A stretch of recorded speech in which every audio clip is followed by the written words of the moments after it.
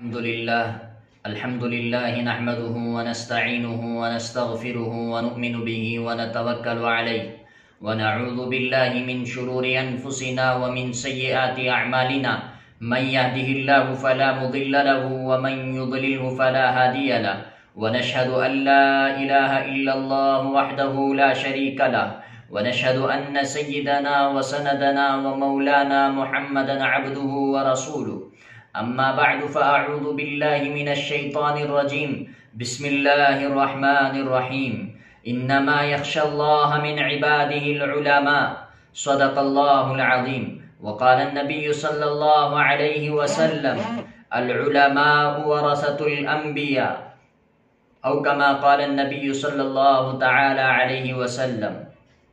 جناب صدر، حاضرین مجلس، ملت بیضا کے نونہالوں، آج کی اس بابرکت اور پررونق محفل میں چاہتا ہوں کہ علماء کرام کو ان کے مقام و مرتبے سے آشنا کروں اور ان کی رفعتوں اور بلندیوں کا تذکرہ کروں، اور آج انہیں اپنی ذمہ داریوں کا احساس دلاؤں اور ان کو پستی سے اٹھا کر ثریا تک پہنچا دوں، اور آج انہیں بتا دوں کہ تمہارا مقام و مرتبہ کیا ہے۔ دوستو، تم تو وہ ہو جس کا ایک سرا براہ راست نبوت محمدی سے اور دوسرا سرا آپ صلی اللہ علیہ وسلم کی زندگی سے ملتا ہے۔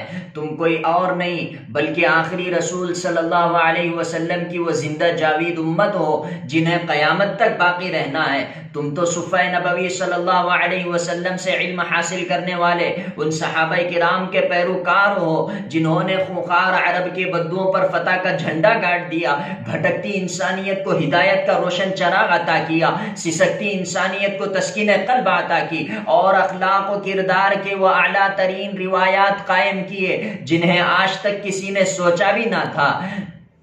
آج میں ان کے مقام و مرتبے کا تذکرہ کرنے جا رہا ہوں۔ ایسے علماء کرام کے بارے میں قرآن کریم نے هل يستوي الذين يعلمون والذين لا يعلمون کا دعویٰ کر کے جاہلوں اور نادانوں میں نئی زندگی بخش دی، اور وَيَرْفَعِ اللَّهُ الَّذِينَ آمَنُوا مِنْكُمْ وَالَّذِينَ أُوتُوا الْعِلْمَ درجات کے ذریعے ان کی رفعتوں اور بلندیوں میں چار چاند لگا دیے۔ مَنْ سَلَكَ طَرِيقًا يَلْتَمِسُ فِيهِ عِلْمًا سَهَّلَ اللَّهُ لَهُ طَرِيقًا إِلَى الْجَنَّةِ کے ذریعے یہ دو عالم صلی اللہ علیہ وسلم کی زبانی طلب علم کے سفر کو سفر جنت قرار دے دیا گیا۔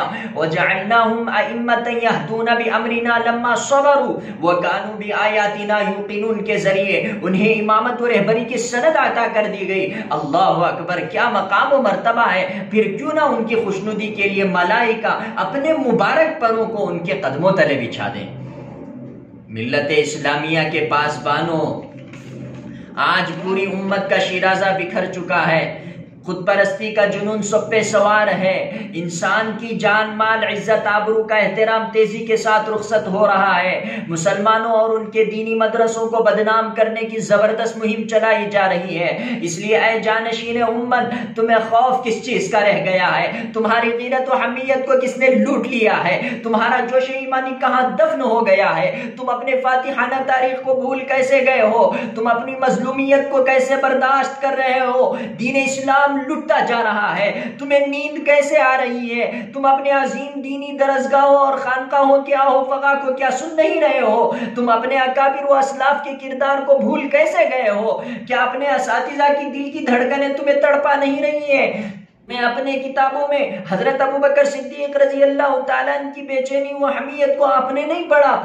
حضرت عمر فاروق رضی اللہ تعالیٰ عنہ نے ساری زندگی فاقہ کشی کر کے راتوں کے راتیں گزار دی، مگر رعایا اور اپنے نبی کی امت کو کبھی تکلیف نہ پہنچنے دیا۔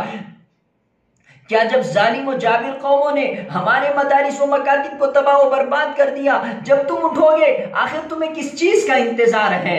اپنے جب تباہ و برباد ہمارے مدارس ہو جائیں گے تو اپنے پیارے حبیب صلی اللہ علیہ وسلم کی پیاری پیاری باتیں کہاں سنو گے؟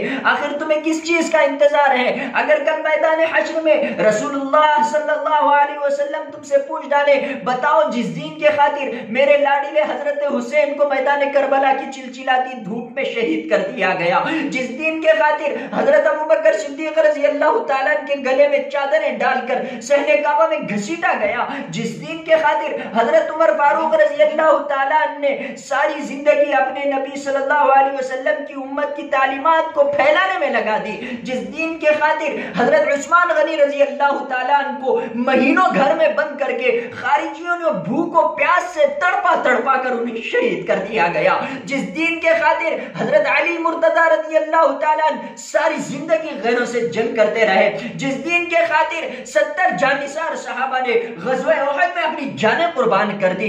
بتاؤ تم نے اس دین کی کیا خدمت کی ہے؟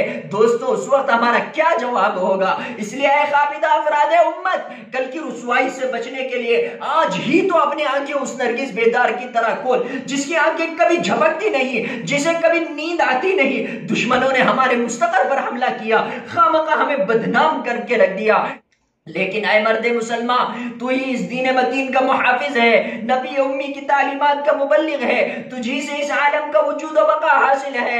اے بانی حرم، اے معمار کعبہ، اے فرزندان ابراہیم، ایک بار پھر دنیا کی تعمیر کے لیے اٹھ اور اپنی گہری نیند سے بیدار ہو، اور آج پوری امت تمہیں پر آسرا لگائے بیٹھی ہے۔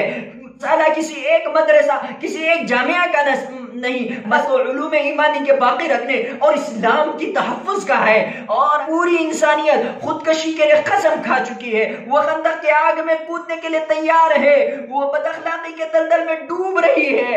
ایسے نازک وقت میں ڈوبتی کشتی کا ملا تمہارے سوا کوئی نہیں ہے، ایسے نازک وقت میں امت کا ہاتھ پکڑنا تمہارے بس کی بات ہے۔ اس لیے اے فرزندان امت محمدی، آج آپ کو عصر جدید کے چیلنجوں کا ڈٹ کر مقابلہ کرنا ہوگا، نئے نئے فتنے، نئے نئے خطرات کا دندہ شکن جواب دینا ہوگا، اور آج کے اس تعطل سے ہر حال میں نکلنا ہوگا، اور اپنے اندر برداشت کی واٹر قوت اور ہمت کا وہ پہاڑ پیدا کرنا ہوگا جس پر دنیا کی کوئی طاقت فتح یاب نہ ہو سکے اور کوئی شہنشاہیت غالب نہ آ سکے۔